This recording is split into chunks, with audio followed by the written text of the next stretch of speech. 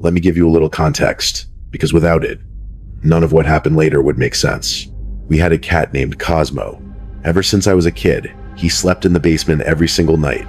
It wasn't optional. My parents couldn't stand the fur all over their bed. And since he spent most of his time outside, letting him roam at night wasn't exactly ideal. So every evening, one of us would pick him up and place him at the top of the basement stairs, close the door, and that was that. It had been the routine for years, and it always worked. The basement was huge, the biggest space in the house, so it never seemed like a problem. Cosmo would head down on his own and settle in wherever he wanted. Quiet, predictable, normal, until suddenly, it wasn't. Not long before everything started, Cosmo began acting different. Subtle at first, easy to ignore, but once I noticed it, I couldn't unsee it. The moment we placed him by the stairs, instead of walking down like he always did, he would just stop, freeze there, waiting. The first time, I thought nothing of it. I shut the door like usual and walked away. But seconds later, I heard him on the other side, loud, persistent, almost desperate. That wasn't like him. I opened the door, expecting something simple, maybe food or attention, but the second it opened, he bolted past me like something had spooked him. There was nothing there. I checked everything. Food bowl full, basement quiet, no movement, no sound, nothing that should have made him react like that. So I put him back, closed the door again, tried to forget it, but it kept happening, night after night, the same exact thing. He wouldn't go down. He'd stay at the top of the stairs, crying, refusing to move, and no matter how long we left him, he wouldn't budge. It got to the point where I started wondering if something was wrong with him, something I didn't want to think about. Then, it got worse. One day, he wouldn't even come inside the house. He just sat outside the door, completely still, like he was avoiding something. When I finally brought him in, he was tense, uneasy, in a way I'd never seen before. So that night, I let him stay in my room, and just like that, he calmed down, which should have been a relief, but it wasn't, because around the same time, my dad started getting angry about something else. The basement door kept being left open. No one admitted to it. We all blamed each other, then stopped thinking about it altogether. Looking back now, that might have been the first real warning, because one night, I woke up and something was standing in my doorway, just a shape, completely still, watching. I thought it was my sister. I even called out to her, but it didn't answer. It just stepped back into the dark and disappeared.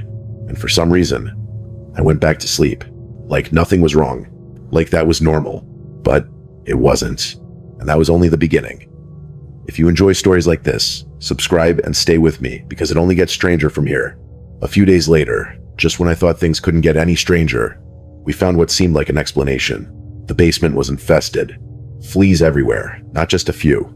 The entire place was crawling with them. It was overwhelming, the kind of thing you notice instantly and wish you hadn't. So naturally, we assumed that was it. That had to be why Cosmo refused to go down there. It made sense, but something about it didn't sit right. We had never had a flea problem before, not once. And Cosmo always wore a collar. It didn't add up. Still, my dad didn't question it. He went straight into action. He tore through the basement like it was a full-blown emergency, cleaning every inch of it. Carpets, furniture, corners, you wouldn't even think to check. Nothing was missed. Sprays, chemicals, everything. By the time he was done, the place felt almost sterile. He told us to stay out for a few days, let everything die off, let things go back to normal, and for a moment, it felt like they might. But that feeling didn't last, because not long after that, something else started happening. I was in my room, trying to sleep, when I noticed a faint glow slipping under my door. At first, I ignored it, just light from the hallway, nothing unusual. But then it changed. It flickered, on, off, on again, not randomly, but deliberately, like someone was standing out there, playing with the switch, turning it on, waiting, turning it off, then repeating it again. I told myself it was nothing, that it had to be one of my parents, but it kept going, longer than it should have, long enough that it stopped feeling normal. I remember lying there, completely still, staring at that thin strip of light under the door, waiting for it to stop. Every second stretched out, heavier than the last. I thought about getting up, opening the door, checking, but I didn't. Something about it felt wrong. Not dangerous, just wrong. Eventually, the flickering stopped. The light stayed off, and the hallway went quiet again. I stayed there for a long time after that, not moving, not thinking, just listening, trying to convince myself it was over. Eventually, I forced myself to sleep. But even then, that feeling didn't go away, because deep down, I knew that wasn't normal, and whatever had caused it hadn't really left. A few days passed after that, and even though things seemed calm on the surface, that feeling never really left me. My dad was convinced the basement was finally clear. He said whatever had been down there was gone, that the cleaning had worked. I tried to believe him, I really did, because I wanted things to go back to normal. I wanted that space back. So, after school, I went downstairs again, and the second my foot hit the bottom step, something felt wrong. Not just a little off wrong in a way that made my stomach tighten instantly. They were still there. Fleas. Not as many as before, but enough. Enough to prove that whatever we had done hadn't fixed it. They moved across the floor, clung to the same spots, like nothing had changed at all. I just stood there, staring, trying to make sense of it. Because after everything, vacuuming, spraying, cleaning every inch, there shouldn't have been anything left. I went back upstairs and called my dad, expecting him to react the same way I was. He didn't. He sounded calm. Too calm. He told me to give it time. Said anything left would die off soon enough. That I was overthinking it, but something about the way he said it didn't sit right. Because this didn't feel like something that was dying. It felt like something that was still alive. That thought stayed with me longer than I wanted it to. It kept coming back. So the next day, I decided I wasn't going to ignore it. I went back down. Not to relax. Not to play games. To find out what was actually going on. I moved slowly this time, paying attention to everything: the floor, the walls, the air itself. The deeper I went, the heavier it felt. Like the basement wasn't just empty space anymore. Like something was filling it. I made my way to the back. To the storage room. The one we barely ever opened. Old boxes stacked up. Tools we hadn't touched in years. If something had gotten in, if something had died, it would be back there. I reached for the door, hesitated for a second, then opened it, and instantly wished I hadn't. The smell hit me like a wall, thick, rotting, overpowering. It filled my lungs before I could even react, sharp and sour, clinging to the back of my throat. My eyes started watering immediately, and for a second, I actually stepped back, fighting the urge to gag. But I didn't leave. I couldn't, because now I knew something was there. I followed the smell, slowly. Each step deeper into the room made it worse, stronger, heavier, until it felt like I was walking straight into it. And then I saw it. The crawl space. A narrow opening at the back wall, leading under the house. Completely dark. No light, no movement, just that black space swallowing everything inside it. And the smell? It was coming from there. I stopped a few feet away. Every instinct I had was screaming at me not to get any closer. But I stayed, staring into that darkness, trying to see something, anything. I couldn't, so I turned, thinking I'd grab a flashlight, and that's when I heard it. Breathing. Soft. Low. Right behind the darkness. At first, it was so faint I almost convinced myself I imagined it, but then it came again. Slower this time. Clearer. Controlled. Not random. Not an animal. Something steady. Something aware. I froze. Every muscle in my body locked up as that sound continued, slow, deliberate, like it had been there the whole time, like it knew I was standing there. And then it changed. It got louder, closer, like whatever was inside that crawl space had started moving toward me. My chest tightened instantly. My heart started pounding so hard it felt like I could hear it in my ears. I took a step back, then another, and that's when it happened. Something moved in the darkness, fast. Too fast to process. A shape lunged forward from inside the crawl space, breaking into the faint light of the room. I saw an arm human reaching out toward me, fingers stretching, grabbing at the air just inches away, right where I had been standing. I didn't think. I didn't look again. I ran. I turned and sprinted out of that room, out of the basement, taking the stairs 2 at a time, my legs barely keeping up with me. I slammed the door behind me so hard it shook the frame, like that would somehow keep whatever was down there from following. My hands were shaking as I tried to explain what I'd just seen.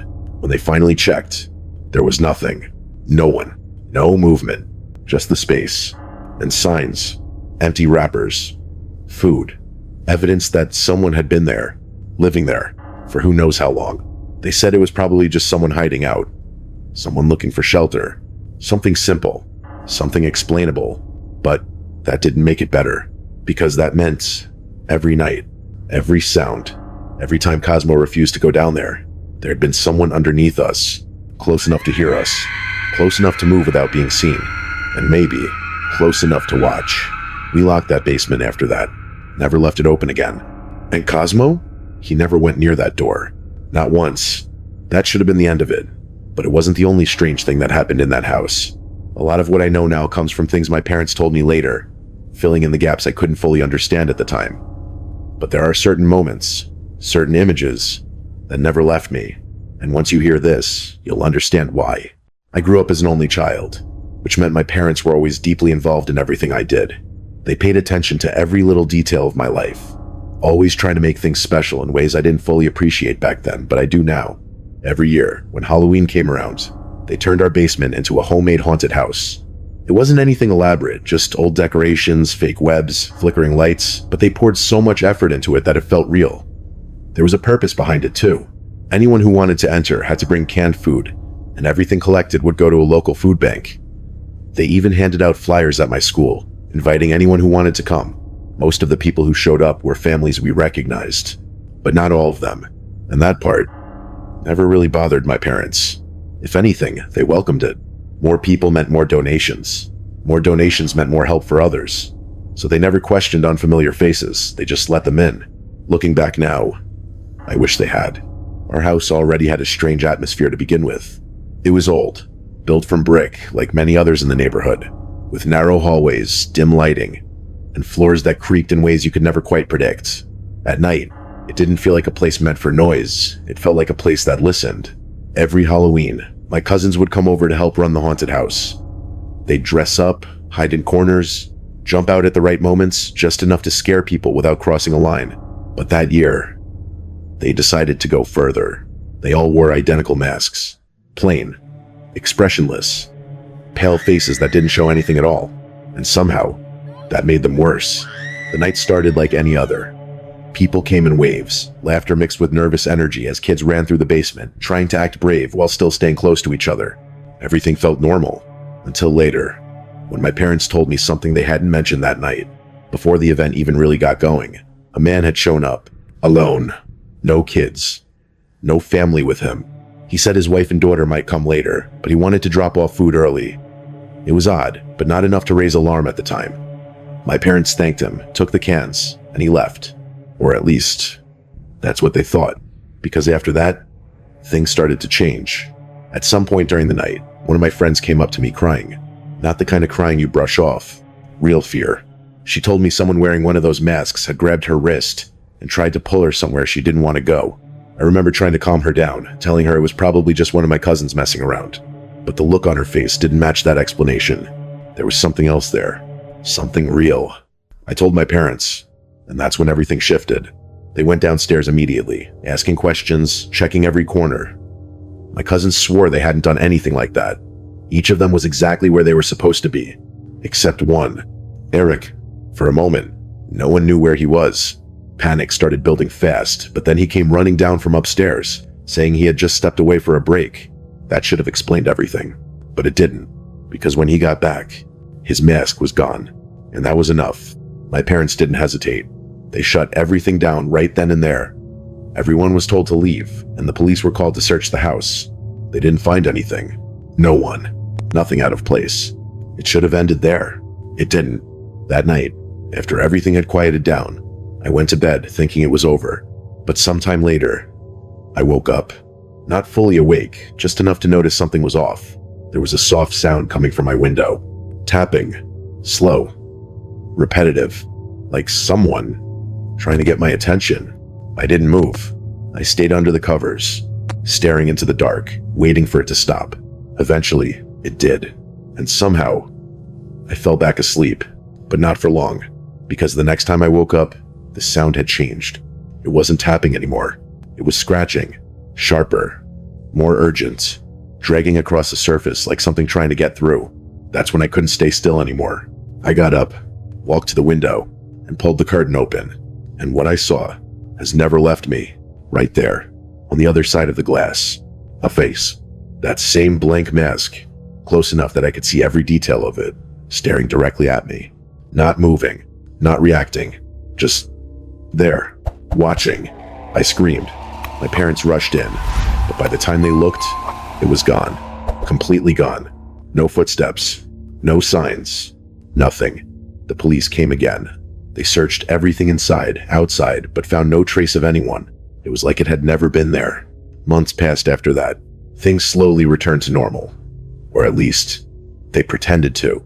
Security got tighter. Locks, alarms, cameras, everything was reinforced. And for a while, nothing else happened. Until one day, I came home and found something waiting for me. On my bed. A mask. The same kind my cousins had worn that night. But this one was different, because written across the front, in dark ink, was my name. And to this day, I still don't know how it got there. If this story is getting under your skin, stay with me, because the next one is even harder to explain. After that night, things went quiet, but not in a way that felt safe. At least, that's what it looked like on the surface. No more strange visitors. No more signs that anyone had been near the house. The locks stayed secure, the alarms never went off, and life slowly slipped back into something that felt almost normal. But it wasn't, because even when nothing was happening, it still felt like something hadn't left. The first few nights were manageable. I told myself it was over, that whatever had happened was just a one-time thing. But then the sounds started. Soft at first. So faint I could almost ignore them. A light tapping against the window. Then, silence. Then again. Always just enough to pull me out of sleep, but never long enough for me to catch it in the act. I tried to convince myself it was nothing. Branches, maybe. Wind. Anything that made sense. But deep down, I knew better, because the pattern wasn't random. It felt deliberate, like something testing if I was awake. And then it changed. The tapping turned into scratching. Longer. Slower. Dragging across the glass like something was right there. Tracing the edges, searching for a way in. I stopped getting out of bed after that. I couldn't. I would just lie there, completely still, staring toward the window, waiting for it to stop, hoping it would. Some nights it did. Some nights it didn't. And the worst part, I never had the courage to check again, because a part of me was certain, if I looked, it would be there, watching, waiting for me to notice. Over time, the sounds became less frequent, or maybe I just learned how to ignore them. Either way, life moved on. I got older. Eventually, I left that house behind. New place, new routine, new distractions. Everything that should have helped me forget, but it didn't. Because even now, every once in a while, I'll wake up in the middle of the night for no reason at all. No sound, no movement, just that same feeling, like something is standing just outside, where I can't quite see it, close enough to reach the glass, close enough to wait. And every time that happens, there's only one thought that crosses my mind. What if it never really left? What if it just learned to stay out of sight? Years later, I thought I had left all of that behind, until something else proved me wrong. I took it because I needed to. The place was in a rough part of town, not the kind of area people chose if they had better options. But I didn't. I needed money, and this was what I could get. Night shifts, long hours, no questions asked. At first, I told myself it would be fine. The restaurant looked normal enough. Busy during the day, quiet at night. The kind of place where nothing really stands out, unless you start paying attention. And the one thing that did stand out was the manager, Carlos. There was something about him that never felt right. He always kept me later than necessary, gave me the worst shifts, and avoided answering anything directly. The kind of person who smiled just enough to seem normal, but never enough to feel trustworthy. Still, I stayed, because I didn't have a choice, and that's when the noises started. It happened while I was closing up. The place was empty, the kind of silence that feels heavier than usual after a long shift. I was mopping the kitchen floor when I heard it. A dull sound. Low. Muffled. Then another. A scrape. I stopped moving immediately, listening. It came from below me, not from the walls, not from outside, from under the floor. At first, I told myself it was nothing. Pipes. Maybe something settling. Something small. Something normal. But it didn't sound normal, because it wasn't random. It had a pattern. A dull thud. Then a dragging sound. Then silence. Then again, like something shifting its weight. I stood there longer than I should have, trying to convince myself I was overthinking it. Eventually, it stopped. Just cut off, and I forced myself to ignore it, but it didn't go away. Every night after that, it came back. Always, when the place got quiet. Always, when I was alone. The same sounds, the same rhythm, like something was down there, moving just out of sight. After a few nights, I told Carlos. He didn't even hesitate. He brushed it off immediately, said it was nothing. Then he said something that didn't make sense. He told me the building didn't even have a basement. That's when I knew he was lying, because I had seen the window wells behind the building. Small, ground-level openings that only existed if there was space below. I almost called him out right there, but something stopped me. Something about the way he said it, flat, dismissive, final, like he didn't want the conversation to exist at all. So I let it go, at least on the surface, because the noises didn't stop. If anything, they became harder to ignore, and eventually, curiosity won. One night, after closing, I went outside, around the back of the building. The air felt colder back there, quieter, like the noise of the street didn't quite reach that side. I crouched near one of the windows and tried to look inside. Nothing. Just darkness. Complete. Even with my phone light, I couldn't see past the glass. It was like the light didn't go anywhere. I was about to stand up when something changed.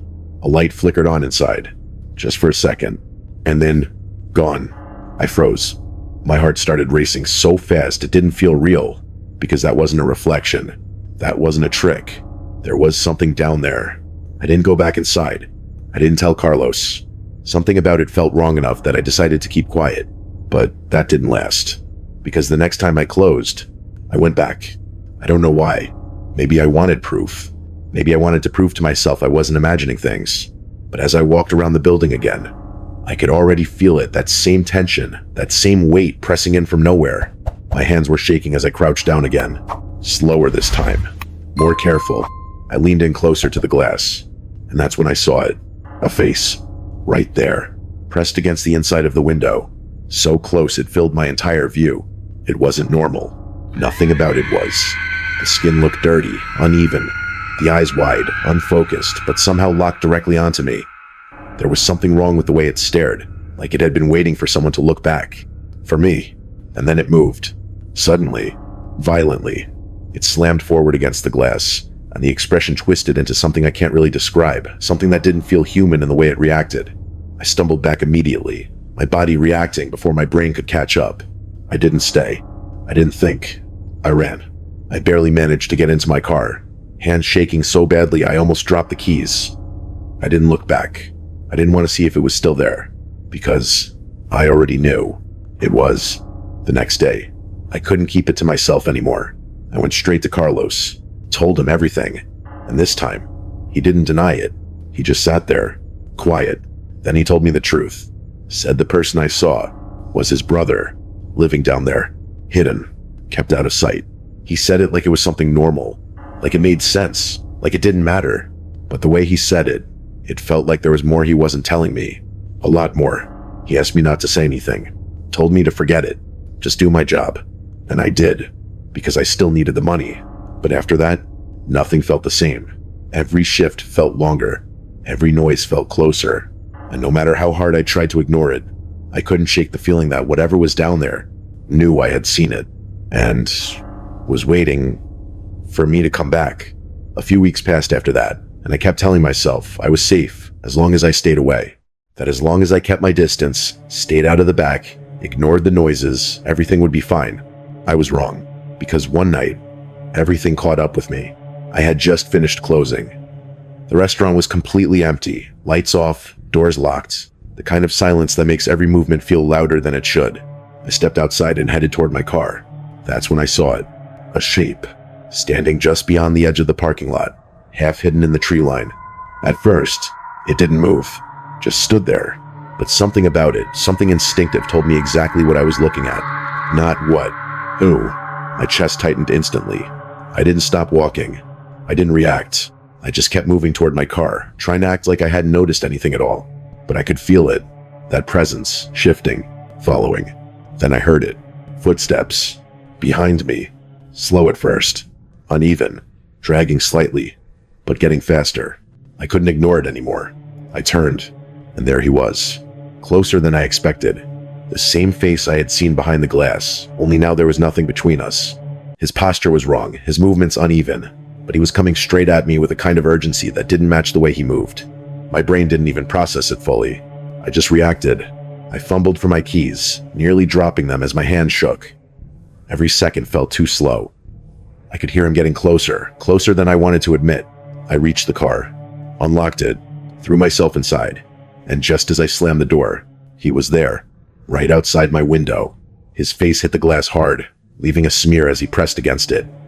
His eyes locked onto mine instantly, wide and unblinking, like he had finally reached something he'd been chasing. Then the pounding started. Fast, erratic, desperate. The entire car shook with each hit, the sound sharp and overwhelming in the confined space. I couldn't think, couldn't breathe. All I knew was I had to get out of there. I started the engine and drove. Not carefully, not safely, just fast enough to put distance between me and whatever was standing outside that car. I didn't look back. I didn't want to know if he followed. I just drove until the road felt normal again. Until the silence didn't feel like it was hiding something. I don't remember how I made it home. I just remember shaking and realizing something I couldn't ignore anymore. I was never safe there. That was the last time I ever went back. I called the police later, told them everything I could, but after that, I stayed out of it. I didn't want updates. I didn't want answers, because part of me felt like knowing more would only make it worse. I never found out what happened to Carlos, or his brother, or what was really going on beneath that building. And honestly, I don't think I want to. But even now, every once in a while, I catch myself thinking about that night, about how close he got, how easily things could have gone differently. And the part that stays with me the most isn't what I saw. It's the way he looked at me, like I wasn't just someone who found him, but someone he wasn't finished with. And sometimes I still wonder if leaving that place was enough, or if I just got lucky that night. If a story like this stays in your mind, feel free to share your thoughts below. And if you want more unsettling stories like these, check the description. If you have a story of your own, something strange, unsettling, or simply impossible to forget, you can send it to the email in the description. I read through as many as I can, and some may even be featured in a future video. Sometimes the most chilling stories don't come from fiction, they come from real people.